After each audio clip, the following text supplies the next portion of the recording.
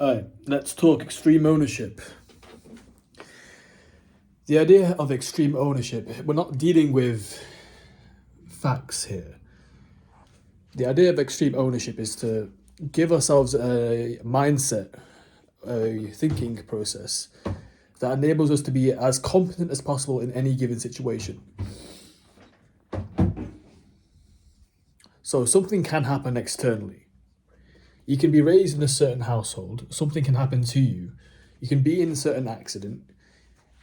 Anything can happen to you externally.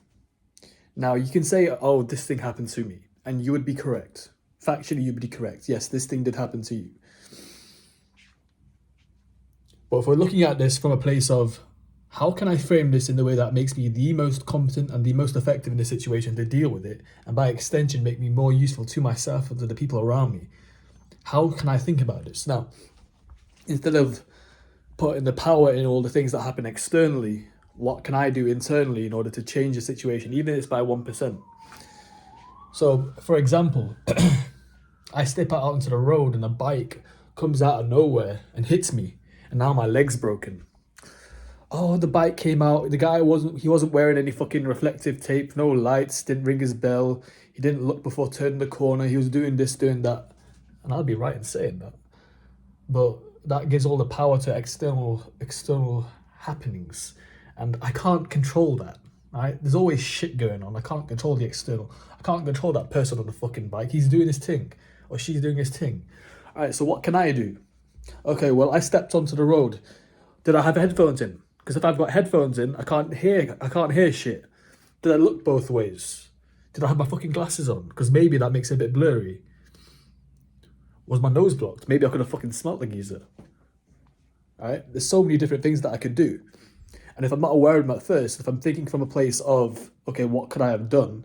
Then my mind is now primed to seek out solutions that I otherwise would not have been able to think of.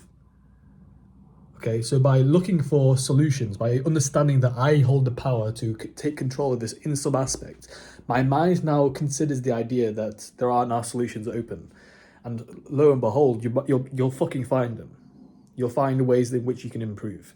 It's a fucking superpower, and it compounds over time.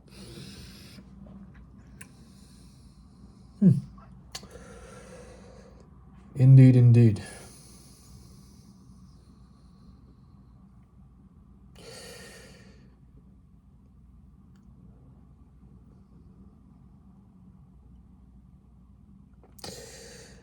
Thinking of a real world example.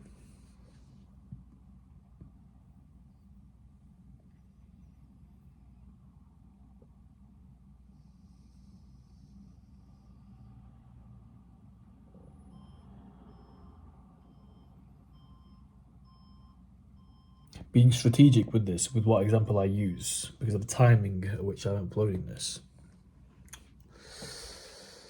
Okay, just think of an example.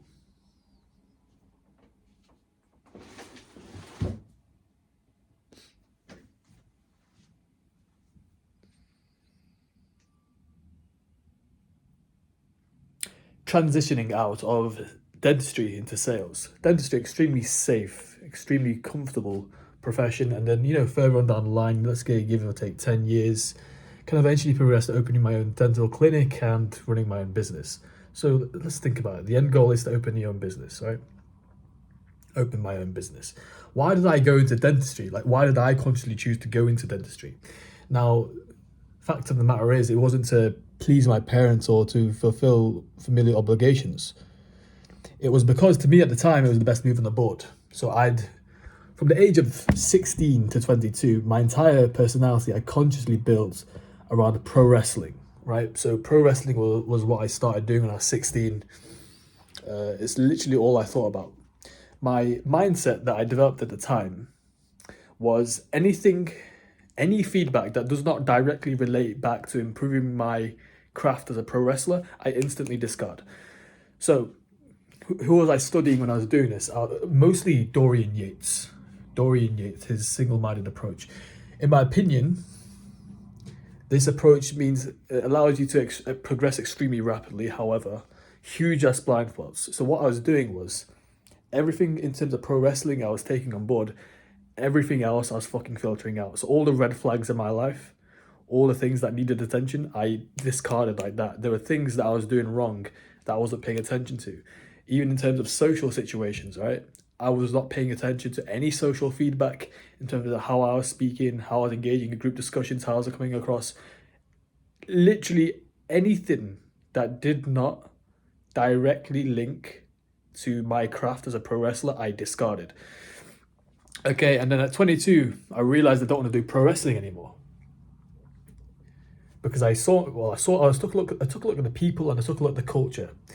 They are extremely far left, especially the indie British pro wrestling scene. You take a look at some of the promotions there, it tells you all you need to know. So they push this shit, and they don't just push it to shit around themselves. There's fucking kids in the audience here, and no one says anything. So I realised everyone here is fucking backwards, and if I see myself in 5 years' time, if I stay here, I already know I'm going to be successful because I'm that guy. But I'm not gonna. I'm not gonna want to be here. The success won't matter. Like, what am I gonna explain to my kids? Like, why do I work here? And as soon as that clicked, I was like, yeah, I'm gonna leave. There was no hesitation. It was just a binary decision, and just like that, 4 to 6 years of my literal fucking identity, I tore down like that. Now, I mean, I could have done so many things. I could have blamed external situations. I could have been like, yeah, but I can work around it. And, it's not exactly my fault, like what I'm meant to do. And then, yeah, I could have even passed it down to my kid. Like, yes, son, daughter, that's just the way things are sometimes. You just got to do this. You just got to do that. You just got to do this. And then I've got to play the game and I've got no fucking testicles and I'm passing it down to you. Yeah, I ain't doing that. I'd rather die. So I dropped out. Oh, I left pro wrestling like that. So for the next 6 months, I was in fucking limbo, right? Got to rebuild my identity. Around that time, I started watching Tate. And then I was never really familiar with Tate. I heard people bitching online in the school, like, oh, Tate saying this, Tate saying that. Again, this was during the time where if it's not to do with pro wrestling, I don't give a fuck, bruv. So I started watching Tate, and instantly I could tell, like, first of all, this guy's sharp as a motherfucker, and he's also winding everyone up. Like, what? People are this dumb? Okay, people are this dumb. Cool. And straight away, things that he's saying started to click instantly that, and I started studying everything he was doing, and I absorbed every single piece of content there was to do with Tate, both Andrew and Tristan. And I came from a place of, I'm going to assume that these guys know something I don't know. Based off my mental map of the world, this has gotten me here. I'm in limbo.